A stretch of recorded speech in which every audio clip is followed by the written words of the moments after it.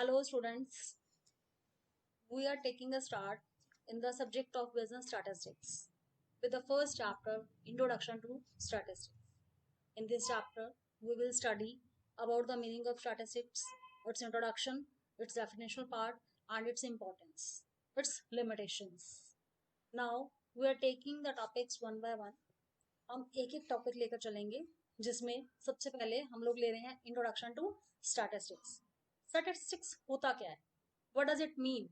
Statistics means numerical description to most people when we show our data in numerical form, in figures form, that is taken in statistics. We are taking numerical facts or figures, for example, per capita income, agriculture production during a particular year, rate of inflation, etc. Statistics refers to the body of principles and procedures developed for the collection, classification, summarization, and interpretation of numerical data and for the use of such data. It means statistics का हम use क्या करते हैं? Statistics का मतलब होता क्या है? स्टैटिस्टिक्स में ऐसे बहुत से प्रिंसिपल्स हैं, प्रोसीजर्स हैं जिसमें हम डाटा को कलेक्ट करते हैं, क्लासिफाई करते हैं, फिर हम उसको समराइज करते हैं अलग अलग ग्रुप्स में, कैटेगरी में, एंड देन हम उसे इंटरप्रेट करते हैं कि न्यूमेरिकल डाटा हम किस तरीके से अपने यूज के लिए फॉर द फर्दर यूटिलाइजेशन जो है स्टैट्स का, डाटा का, स्टैटिस्टिक्स में हम लोग करते हैं। स्टैटिस्टिक्स बेसिकली जो इसका पर्पज है, the purpose of statistics is to manipulate, summarize, and investigate data so that useful decision making information results, ताकि हमारा जो रिजल्ट है वो यूजफुल हो। यानी हम एक पर्टिकुलर डाटा को लेकर किस तरीके से अपने लिए उसको यूजफुल बनाएंगे। बेसिकली डाटा का कोई पर्टिकुलर रिजल्ट नहीं होता, डाटा से हमें रिजल्ट निकालना पड़ता है, और डाटा से रिजल्ट निकालने के लिए हम लोग स्टैटिस्टिक्स के डिफरेंट टूल्स, टेक्निक्स को यूज करते हैं। This is introduction part. Next, we are taking the origin of statistics. कि जो statistics है ये आया कहाँ से originate हुआ, कहाँ से इसका जो start लिया गया। जो term statistics है basically Latin word status से ली गई है, Italian word statista और German term statistic. All the three terms mean the political state. So statistics is called science of statecraft or political arithmetic. In modern times, statistics is not related to the administration of the state alone, but it has close relation with almost all those activities of our lives which can be expressed in quantitative terms. It means कि जो statistics है basically quantitative terms में चीजों को, facts को, data को show करता है जिसे हम further अपने particular use के लिए हम उसे follow कर सकते हैं। Now next we will discuss about the meaning of statistics. Broadly speaking, the term statistics has been generally used in two senses. दो तरह से हम इसे यूज कर सकते हैं. One is plural sense, second is singular sense. In plural sense, the term statistics refers to numerical statements of facts relating to any field of inquiry, such as data relating to production, income, expenditure, population, prices, etc. It means we can use it for any field. We can use the numerical data or the statistical data. In its singular sense, the term statistics refers to a science in which we deal with the techniques or methods for collecting, classifying, presenting, analyzing, and interpreting the data. In other words, the concept in its singular sense refers to statistical methods. यानी हम ये कह सकते हैं कि जब singular sense में हम इसे यूज करते हैं तो इसके मेथड्स की इसमें बेसिकली जो बात की जाती है. It means how we can define statistics in a broad way. In the broad way, we are taking the definitions of statistics. As I have said, definition in the plural sense and definition in the singular sense. Next, we are discussing about the definition in plural sense. Plural sense में या as a numerical data जब हम इसकी बात करते हैं, different thinkers have given different definitions regarding the statistics as a plural sense. We are taking the definition given by the Bowley. Bowley says, statistics are numerical statements of facts in any department of inquiry placed in relation to each other. इसका मतलब है कि हम जो data है उसको इस तरीके से हम शो करते हैं कि वो एक दूसरे के रिलेशनशिप में एक दूसरे को शो कर सकते हैं, यानी डाटा जो है एक दूसरे के लिए यूज किया जा सकता है। नाउ कमिंग द फीचर्स और characteristics of statistics in terms of numerical data. अब क्या क्या फीचर्स इसमें ली गई है, क्या क्या खास बातें इसकी कही गई है, one by one we are taking. Firstly, aggregate of facts. We can say it as a aggregate of facts. A single number does not constitute statistics. एक सिंगल नंबर से कोई भी स्टैटिस्टिक्स नहीं बनता. No conclusion can be drawn from it. हम केवल conclusion तभी निकाल सकते हैं जब हमारे पास लार्ज नंबर ऑफ सीरीज होगी।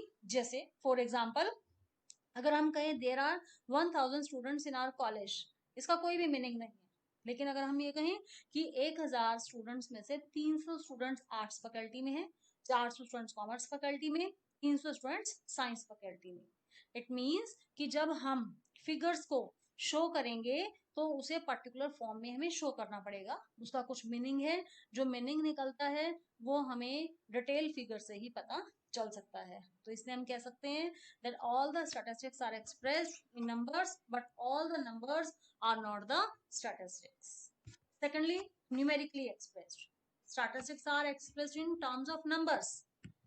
Qualitative aspects like small, big, rich, poor, these are not the statistics.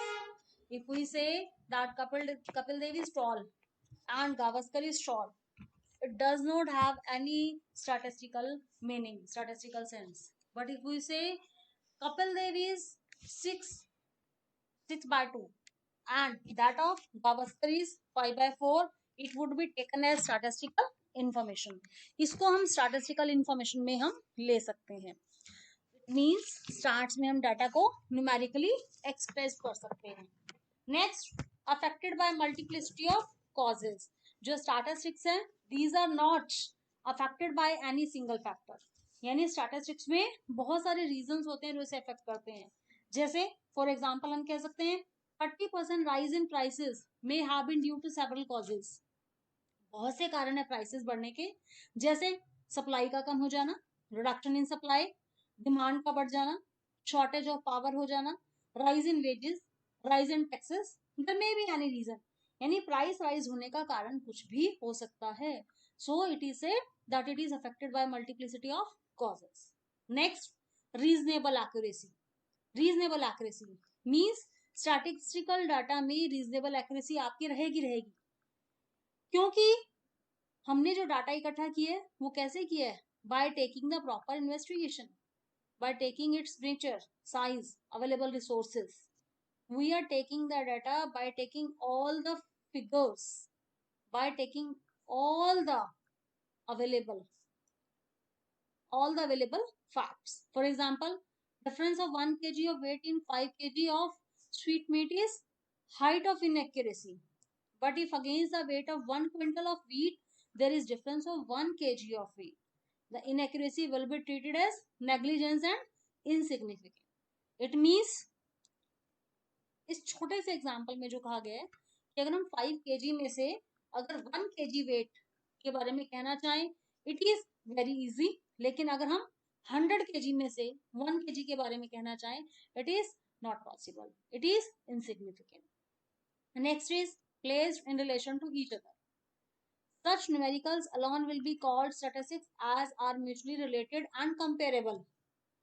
If numbers are comparable, if numbers are related to each other, only then they are useful. Otherwise, there is no use of it. For example, if it is said Ram is 40 years old, Mohan is 5 feet tall, Sohan has 60 kg of weight, these numbers will not be called statistics because all the three figures are different from each other. Next, predetermined purpose. Statistics are collected with some predetermined objective. There is some fixed objective. That objective should be followed. If data pertaining to farmers of a village are being collected, there must be some predetermined objective. It may be to know the economic status of the farmers or distribution of land among them or to know their population or for any other purpose. यानी कि हम जब भी statistics को use करेंगे वो किसी ना किसी पर्टिकुलर पर्पस को लेकर, किसी ना किसी ऑब्जेक्टिव को लेकर हम उसे यूज करते हैं। The next, enumerated or estimated. Statistics may be collected by enumeration or these may be estimated. ये इकट्ठा भी किए जा सकते हैं, एनुमरेट भी किए जा सकते हैं, एस्टिमेट भी किया जा सकता है इनका. And the field of investigation is, if the field of investigation is vast, procedure of estimation may be helpful. For example, 1 lakh people attended the rally addressed by the PM in Delhi and 2 lakh in Bombay. We are taking the estimation. By estimating, we can say this much number of people attended the meeting, attended the rally. यानी कितने लोगों ने rally attend की, ये एक estimate है हमारा. Next, collected in systematic manner. Statistics should have been collected in systematic manner, यानी एक पर्टिकुलर सिस्टम को फॉलो किया जाता है. No haphazard manner is there, particular way is there.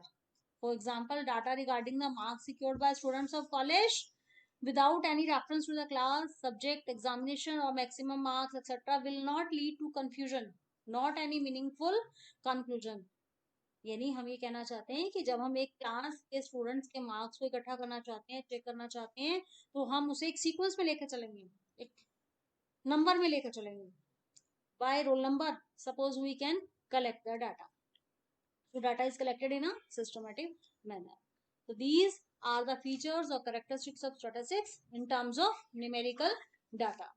Now the next topic is definition of statistics in singular sense or statistical as a subject.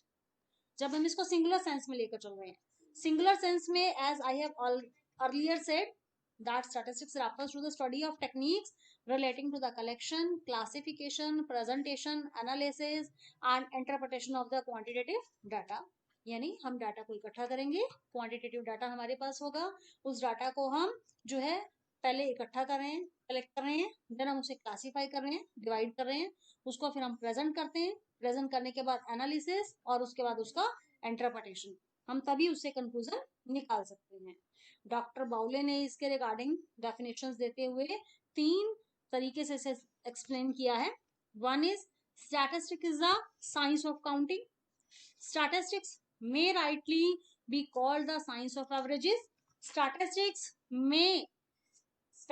is the science of measurement of social organism regarded as a whole in all its manifestation. It means हम ये कह सकते हैं कि statistics को collection, presentation, analysis और interpretation of numerical data की जो एक प्रोसीजर है, हम उसे जो है कॉल अपन कर सकते हैं. यानी कि in singular sense it is a process. Now coming to the features of statistics as a science और स्टैटिस्टिकल मेथड्स. यानी सिंगुलर सेंस में जब हम इसके फीचर्स की बात करते हैं और उस प्रोसेस की बात करते हैं, तो we are having the steps. Firstly, collection of data. Collection of relevant data concerning a problem is the first step in statistical method, because without data we cannot go for the further study. अगर हमारे पास data होगा तो हम further study कर पाएंगे, और अगर data नहीं है तो हम फर्दर स्टडी नहीं कर सकते. Secondly, organisation of data. The second step in statistical methods is to organise the collected data, because the haphazard data is of no use. With a view to rendering the collected data more comparable and simple, it is classified on the basis of time, place, quality, etc. Thirdly, presentation of data. To make the data intelligible, brief and attractive, it is presented in the form of tables, diagrams and graphs. We can take any mode. हम graphs भी बना सकते हैं, table भी बना सकते हैं, diagram भी बना सकते हैं. Next, analysis of data. The next step is, fourth step is analysis of data. Conclusion draw करने के लिए हमें डाटा को एनालाइज करना पड़ेगा. एनालाइज करने के लिए डिफरेंट मेथड्स हम फॉलो कर सकते हैं, जैसे measures of central tendency, measures of variation, correlation, regression etcetera. These are the different tools which are used in statistics. Next, interpretation of data. Under this method, conclusions are drawn after analyzing the data. 2 or more kinds of data are compared and conclusions are drawn. Even a layman may understand them. The conclusions are expressed in simple and easy language. On the basis of such conclusions, future estimates are made. So this is the meaning of statistics based on plural sense and the singular sense. Now coming to the next topic, that is scope of statistics. क्या होता है statistics का scope, क्या है, कहाँ तक ये फैला हुआ है, क्या क्या चीजें इसमें आपकी कवर हो जाती हैं। This is all cover under the scope as given in the diagram. In scope we are covering three basic steps. One is nature, second is subject matter, third is limitations. Firstly, we are taking the nature. In nature, we can say that the statistics is both science as an art. Both science and as an art. हम इसे science भी कहते हैं, हम इसे art भी कहते हैं। टिपेट सेज, टिपेट क्या कहते हैं, statistics is both A science and an art. It is A science, इसको साइंस क्यों कहा गया है, as its methods are basically systematic and have general applications. It is art as its application depends to a considerable degree on the skill and special experience of a statistician. यानी इसमें दोनों बातों को involve किया गया है, इसको एक साइंस की तरह भी और एक आर्ट की तरह भी लिया गया है। Next, the next topic under the scope is subject matter of statistics. अब सब्जेक्ट मैटर की अगर हम बात करें कि स्टैटिस्टिक्स में हम फर्दर किन किन चीजों को पढ़ेंगे, one is descriptive statistics and other is inferential statistics. In descriptive statistics we are taking, descriptive statistics क्या होता है, इसमें हम क्या क्या लेकर चलेंगे, merely and descriptive statistics merely describe the data and consist of the methods and techniques used in collection and organization, presentation and analysis of data in relation to describe the various features and characteristics of such data. These methods can either be graphical or computational. It means जो इसमें हम method लेके चलते हैं वो graphical भी हो सकता है, वो कंप्यूटेशनल भी हो सकता है। यानी हम उसको ग्राफ की फॉर्म में शो कर रहे हैं, हम उसे कंप्यूट कर रहे हैं, डाटा को हम simple table, chart, trend, proportion, maximum minimum value किसी भी फॉर्म में हम शो कर सकते हैं। और इसके लिए हम कोई भी मेथड लगा सकते हैं, चाहे सेंटर टेंडेंसी हो, चाहे डिस्पर्जन हो, चाहे स्क्यूनेस हो, चाहे कार्टेसिस हो, चाहे कोरिलेशन हो, चाहे रिग्रेशन हो। जैसे कोरिलेशन रिग्रेशन हमें हेल्प करते हैं रिलेशनशिप के बारे में बताने के लिए कि डाटा का आपस में क्या रिलेशनशिप है। This is descriptive statistics. हम डिस्क्रिप्टिव स्टैटिस्टिक्स को कब यूज करते हैं, वेयर सैंपल इज स्मॉल, एक स्मॉल सैंपल के लिए। Then inferential statistics, inferential statistics हम कब यूज करते हैं, when our data is too much large, बहुत बड़ा डाटा होता है। It deals with the methods which help in estimating the characteristics of a population or making decisions concerning a population on the basis of sample results. Sample and population are the two relative terms. These are two relative terms. हम parameters लेकर चलेंगे, parameters में हमारे पास population के बारे में हम result बताते हैं, but by taking the sample, sample के रिजल्ट्स को निकालकर देन हम उससे पॉपुलेशन का रिजल्ट जो है हम कंक्लूजन ड्रॉप कर सकते हैं। तो वी कैन से कि जो डिस्क्रिप्टिव स्टैटिस्टिक्स है that is for the small number और inferential statistics is used for a large population. This is the subject matter of statistics. Now coming to the functions of statistics, क्या functions होते हैं इसके, statistics के बारे में हमने जो इसका मीनिंग पढ़ा, इंट्रोडक्शन पढ़ी, अब हम इसके फंक्शंस की बात करेंगे। फंक्शंस में firstly we are taking expression of facts and number. जो सबसे पहला फंक्शन है स्टैटिस्टिक्स का वो ये है कि इसमें जो फिगर्स हैं, जो फैक्ट्स हैं, उसको हम नंबर में शो कर सकते हैं। अलग अलग तरीके से इसे शो किया जा सकता है, जैसे statement is vested with certainty when facts are expressed in numbers. जब चीजें नंबर फॉर्म में शो की जाती हैं तो उनकी ज्यादा वैल्यू होती है, उनका ज्यादा इफेक्ट होता है। जैसे for example India's per capita income is shown, suppose in 1950-51 per capita income was 245 and in 95-96 it was rupees 2000, rupees 9000. India's per capita income कितनी है, पर कैपिटा इनकम कितनी ज्यादा है, कंपेरेबिलिटी, ये सब नंबर फॉर्म में हम शो कर सकते हैं। सेकेंडली सिंपल प्रेजेंटेशन, जो आपकी स्टैटिस्टिक्स में नंबर प्रेजेंटेशन है दैट इज सिंपल प्रेजेंटेशन। बहुत ही सिंपल तरीके से, कॉम्प्रिहेंड वे से आप इसे शो कर सकते हो। जिसमें हम aggregate, average, percentage, graph, diagrams, हम इन सब चीजों को बड़े ही इजिली नंबर फॉर्म में शो कर सकते हैं. Thirdly, in enlarges individual knowledge and experience. हमें इंडिविजुअल नॉलेज और एक्सपीरियंस का पता चलता है. यानी principal function of statistics is that it enlarges individual's knowledge and expertise.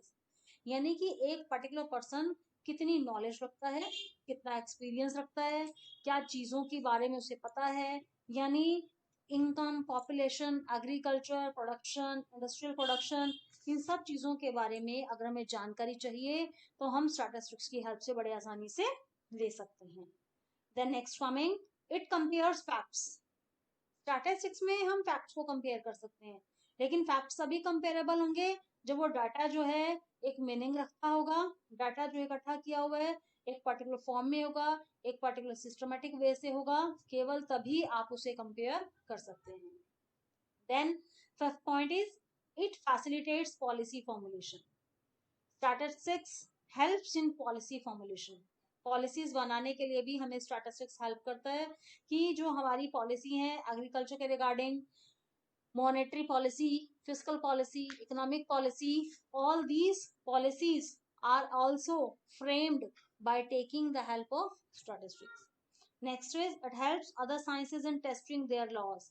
जो है statistics है ये हमें laws, other laws को भी स्टडी करने में हेल्प करती है, जैसे law of demand, law of supply, Keynes theory of employment, ये सभी के सभी जो है स्टैटिस्टिक्स के बेस्ड हैं.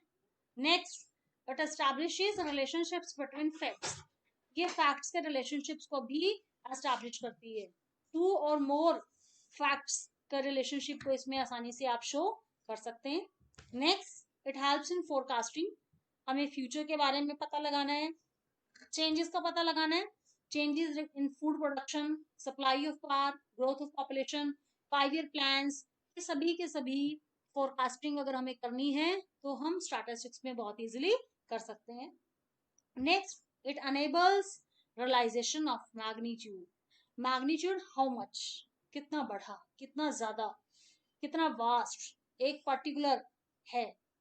यानी स्टैटिस्टिक्स हमें मैग्नीट्यूड के बारे में बताता है, हम इससे मैग्नीट्यूड का पता चला सकते हैं. जैसे सपोज पॉपुलेशन कितनी राइज कर रही है, किस लेवल तक राइज कर रही है, by showing the trend. Trend से हम इसे शो कर सकते हैं, ग्राफ पर नंबर से, या किसी कंट्री के साथ अगर हम इसे कंपेयर करना चाहें तो हम उससे भी कंपेयर करके शो कर सकते हैं. The last one is presentation of data in condensed form. Primary data are very much complex and haphazard. Such complex data make it impossible to draw any conclusion, so it becomes imperative to present them in a concise form so that conclusion could be drawn. Statistics present complex data into a condensed form. एक condensed form में data को show किया जाता है statistics के through, ताकि आप उसे आसानी से समझ सके और उसके बारे में अपने कंक्लूजन्स को ड्रॉ कर सके. And this is all about the functions of statistics. Now we are coming to the uses and importance of statistics. क्या इसके uses हैं, क्या importance है. इसमें uses और importance में आपसे कह रहे हैं, जैसे in the words of H.G. Wells, statistical thinking will be one day as necessary for efficient citizenship as the ability to read and write. As Tippett says, statistics affects everybody and touches life at many points. यानी statistics जो है सभी को affect करता है और life के कई पॉइंट्स को टच करता है. यानी हमें लाइफ में बहुत सी जगह पर जो है स्टैटिस्टिक्स की जरूरत पड़ती है. जैसे अब स्टैटिस्टिक्स के क्या क्या यूजेस हैं, कहाँ कहाँ कौन कौन स्टैटिस्टिक्स को यूज करता है, वो सब आपको इसमें बताया गया यूजेस एंड इम्पोर्टेंस के अंदर. जिसमें फर्स्टली हम ले रहे हैं इंपॉर्टेंस फॉर एडमिनिस्ट्रेटर्स और इंपॉर्टेंस फॉर एडमिनिस्ट्रेशन. यानी एडमिनिस्ट्रेशन के लिए क्या यूटिलाइजेशन है स्टैटिस्टिक्स का. स्टैटिस्टिक्स को एडमिनिस्ट्रेशन बहुत अच्छे से यूज कर सकता है, एंशियंट टाइम से यूज करता आ रहा है, मॉडर्न टाइम्स में भी स्टैटिस्टिक्स का बहुत ही अच्छे से यूज हो रहा है. इंक्रीज वेलफेयर, हमारा जो वेलफेयर है वो इससे बढ़ रहा है. Every administrator has to depend on the statistics for the sake of efficient administration. Statistics are the eyes to government administration. Government administration के लिए स्टैटिस्टिक्स जो है एक आई की तरह काम करता है. जैसे finance minister makes use of data relating to revenue and new taxes, or finance minister makes use of data relating to revenue and expenditure while preparing budget. Finance minister takes decision regarding imposition of new taxes or enhancement or curtailment of public expenditure on the basis of data relating to production, import, export, national income, etc. यानी कि administration की अगर हम बात करें तो उसके अंदर अलग अलग मिनिस्ट्री लेवल पर जो स्टैटिस्टिक्स है उसका यूटिलाइजेशन किया जाता है. Secondly, importance of business or businessman or industrialist or agriculturist or in the field of business, industry और agriculture. हम ये कह सकते हैं कि स्टैटिस्टिक्स का यूज जो है बिजनेस में, इंडस्ट्री में, एग्रीकल्चर में भी यूज होता है. The successful businessman is one whose estimate most closely approaches accuracy. एक सक्सेसफुल बिजनेसमैन वही है जिसका एस्टिमेट एक्यूरेसी के बराबर है. यानी एस्टिमेट और accuracy are equal always. Successful businessman और agriculturist estimates demand for and supply of the commodity on the basis of relevant data. While making his estimates regarding demand and supply, he has to take into consideration data relating to seasonal changes, trade cycles, taste of consumer, customs, etc. So it is necessary for the businessman to know the nature and place of demand of the goods that they are dealing in and what is the future policy of the government and the policy of changes, possibility of changes in the prices. तो ये सब हम कैसे कर सकते हैं? We can do it all by the statistics. All important facts discussed above are taken into account at the time of setting up of new industries also. So statistics is utilized in business, industry or agriculture all the times. Next, third is importance in economics. Economics में भी statistics का use होता है. यानी economics में statistics कैसे use होती है? Basically statistics is the basis of economics. यहाँ लुनचो ने जो कहा है, economists depend upon statistics to measure economic aggregates such as gross national output, consumption, saving, investment, expenditure and changes in the value of money. So they also use statistical methods to verify economic theory and to test hypothesis. यानी economics में consumption को ले लीजिए, savings को ले लीजिए, investment को ले लीजिए, वैल्यू ऑफ मनी को ले लीजिए, इन सभी में जो है स्टैटिस्टिक्स यूज होता है. स्टैटिस्टिक्स की इंपॉर्टेंस जो है इकोनॉमिक्स में हम अलग अलग तरीके से दिखा सकते हैं. जैसे कंजम्पशन में how a consumer can get maximum satisfaction, it is determined on the basis of data of income और expenditure. In production, a producer aims at earning maximum profit on the basis of data relating to cost and revenue. In the form of exchange, अगर हम exchange की बात करें, price of commodity is determined on the basis of data relating to buyers, sellers, their demand and supply, cost and profit, etc. For distribution, in the determination of factor income, rent, wage, interest, and profit, statistical data play a significant role. So statistics is playing very important role in the field of economics as well. Next is importance for politicians or in the political field. Political fields में भी statistics का use होता है. Statistics has its importance for the politicians also. In the modern democratic era, politicians have played an important role in designing the economic, social and educational policies of the country.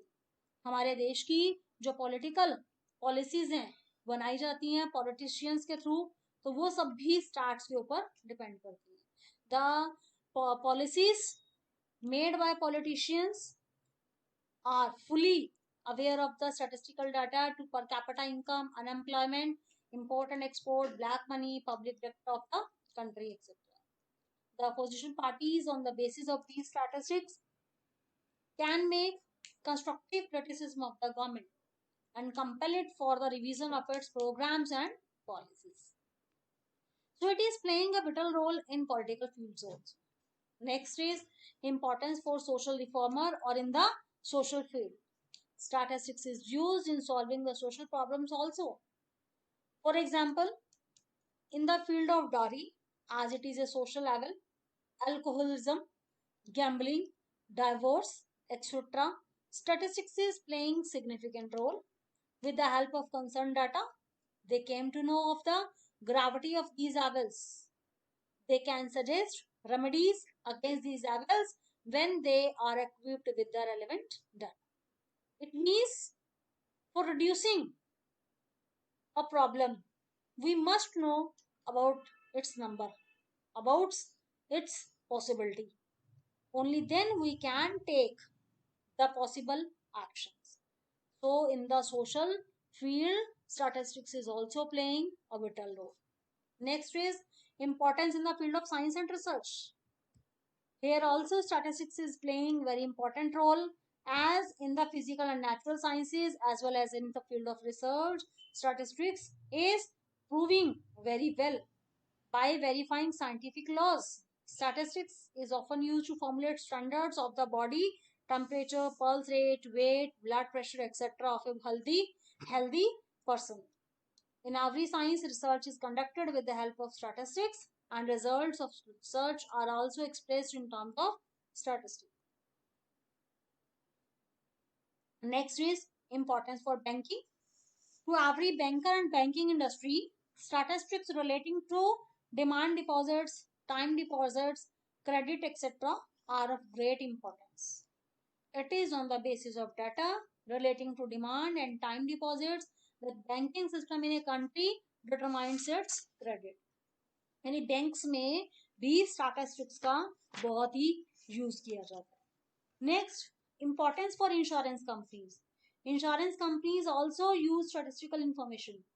These companies determine the rate of insurance premium on the basis of statistics relating to average expectancy of life in the country.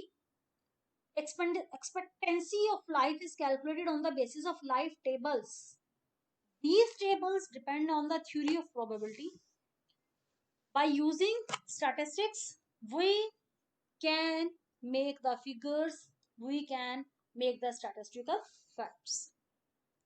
Importance in the field of education. Progress in the field of education is measured in terms of literacy rate of population, number of schools, colleges, university in the country, and the number of students studying therein. And it is possible only with the help of statistics, because we need the data, and data can be collected and then summarized, grouped, classified, or interpreted only in the statistics. So statistics is playing very important role in the field of education also. In here we can study the number of schools, number of universities, and the number of students studying in the schools and universities, etc. कि एक particular school में, university में कितने students पढ़ रहे हैं, कितने students, कितना नंबर जो है अवेलेबल है. Last is importance for economic planning. Economic plans बनाने के लिए भी स्टैटिस्टिक्स को यूज किया जाता है. Planning is the order of the day, and without statistics planning is inconceivable. बिना स्टैटिस्टिक्स के प्लानिंग का कोई यूज नहीं है. स्टैटिस्टिक्स के साथ ही प्लानिंग बहुत अच्छे से की जा सकती है, अदरवाइज हम प्लानिंग को जो है अच्छे से फॉलो अप नहीं कर सकते. Planning for the economic development of country depends on the maximum use of the statistics. So these are the uses or importance of the statistics. Now coming to the next topic, that is limitations of statistics. क्या limitations है statistics की? Limitations में हम different points पढ़ेंगे. सिर्फ uses नहीं है statistics के, importance नहीं है statistics की, statistics के कुछ नुकसान भी हैं, हानियां भी हैं. क्या है वो limitations, वो हम पढ़ेंगे यहाँ. जैसे न्यूज़होम ने कहा है, statistics must be regarded as an instrument of research of great value, but bearing severe limitations which are not possible to overcome. तो मेन limitations जो statistics की हैं वो आपको बताई जा रही हैं, जिसमें study of numerical facts only. Statistics studies only such facts as can be expressed in numerical terms. Statistics में केवल facts को, numbers को पढ़ा जाता है. इसमें क्वालिटेटिव फिगर या qualitative phenomena like honesty, friendship, wisdom, health, patriotism, justice, इन सब चीजों की कोई भी बात नहीं की जाती. Secondly, study of aggregates only. Statistics में केवल एग्रीगेट ऑफ क्वांटिटेटिव फैक्ट्स की बात की जाती है. यहाँ पर सिंगल पार्टिकुलर यूनिट की बात नहीं होती, और ना ही पर्टिकुलर सिंगल यूनिट को कोई इंपॉर्टेंस दी जाती है. जैसे इनकम ऑफ राम, अगर राम की इनकम की बात की जाए, it is 2000 per month, it has no relevance in statistics. But if the income of Ram is 2000 per month, that of income of Sohan is 3000 per month, and that of Sham is income is 4000 per month. Now it is comparable. It forms a part of statistics. Thirdly, note the only method. Statistics ही केवल method नहीं है. It is not the only method to study. We are having lots of other methods than the statistics. Next is homogeneity of data. Quantitative data must be uniform and homogeneous. अगर हमें data को compare करना है तो उसको uniform और homogeneous होना पड़ेगा, लेकिन हर बार हमारे पास होमोजीनियस डाटा अवेलेबल हो ऐसा जरूरी नहीं है. Next, results are true only on an average. जो रिजल्ट्स हैं वो केवल एवरेज के बेस पर ही ट्रू होते हैं. अगर अगर हम उसे सिंपल वे में लेकर चलें तो हमारा डाटा जो है वो एक्यूरेट होगा या नहीं, हम इसके बारे में कुछ भी नहीं कह सकते. विदाउट रेफरेंस रिजल्ट्स में प्रूव रॉन्ग. बिना रेफरेंस के जो रिजल्ट्स हैं वो रॉन्ग प्रूव हो जाते हैं. हम कंक्लूजन निकालते हैं depending on the circumstances, depending on the conditions. लेकिन अगर कंडीशंस ठीक नहीं है तो हमारे रिजल्ट्स भी ठीक नहीं होंगे. जैसे फॉर एग्जांपल एक क्लॉथ और पेपर बिजनेस में प्रॉफिट जो हम अर्न कर रहे हैं, suppose 1000 2000 3000 for 3 years, so the average profit in the business is 2000 per annum, but this is average. Average means 2000 for every year, but it is not the actual situation. Can be used only by experts. Statistics can be used by only those persons who have special knowledge of statistical methods. जो इसकी knowledge रखता है. Unqualified persons के लिए इसका कोई भी use नहीं है. जैसे यूल ने कहा भी है, statistical methods are most dangerous tools in the hands of an inexpert. Next, misuse of statistics is possible. Statistics का मिस यूज भी हो सकता है, इसको गलत भी यूज कर सकते हैं. It may prove true but actually is not true. Statistics are like clay of which you can make a god or the devil as you please. जैसा आपको लगे. आप गॉड भी बना सकते हैं, डेविल भी बना सकते हैं, क्योंकि क्ले है. क्ले को आप जो फॉर्म देंगे वही फॉर्म उसकी बन जाएगी. Only means and not a solution. जो स्टैटिस्टिक्स है वो केवल मीन्स है, सॉल्यूशन नहीं है. प्रॉब्लम तो है लेकिन प्रॉब्लम का पर्टिकुलर सॉल्यूशन हमारे पास अवेलेबल नहीं है. तो conclusion should be drawn impartially and without any selfish interest. Statistics may not become a proper mean for the solution of any problem.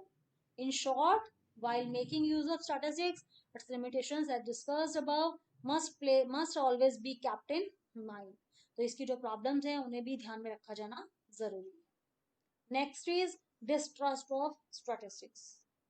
चाहे स्टैटिस्टिक्स कितना भी यूजफुल हो, कितना भी इंपॉर्टेंट हो, हम इसके डिस्ट्रस्ट को अवॉइड नहीं कर सकते. यानी जो स्टैटिस्टिक्स की प्रॉब्लम्स हैं जो इसकी वजह से अराइज हो सकती हैं, हम उसको डिनाई नहीं कर सकते.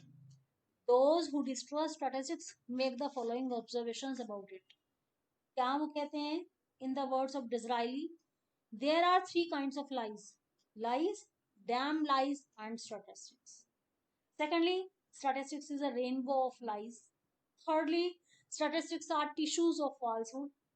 Fourthly, statistics can prove anything. Fifthly, statistics cannot prove anything. Sixthly, statistics are like clay of which you can make God or devil as you please.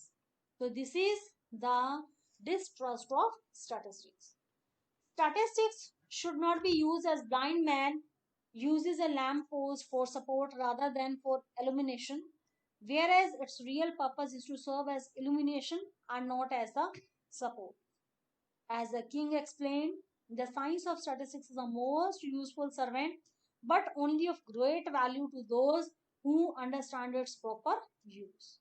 In short, it is the duty of the students of economics to make use of its knowledge of statistics to seek the truth. यानी जब भी statistics को use किया जाए तो इसके सही तरीके से इसे यूज किया जाए. Next is remedies to remove distrust. इस डिस्ट्रस्ट को कैसे रिमूव किया जा सकता है? Firstly, first measure is consideration of statistical limitations. सबसे पहले हमें स्टैटिस्टिक्स की लिमिटेशंस को पढ़ना और समझना पड़ेगा. बिना स्टैटिस्टिक्स की लिमिटेशन को समझे हम इन्हें दूर प्रॉब्लम्स को नहीं कर सकते. Secondly, no bias. Researcher should be impartial. Researcher को impartial होना पड़ेगा. He should make use only of proper data and draw conclusion without any bias or prejudice. Thirdly, application by experts. Statistics should be used only by experts. If they use it carefully and scientifically, possibilities of errors will be little. Experts अगर इसको सही तरीके से use करें तो इसमें जो problems आती हैं, जो एरर्स आती हैं, हम उसे खत्म कर सकते हैं. So these are the remedies to remove distrust.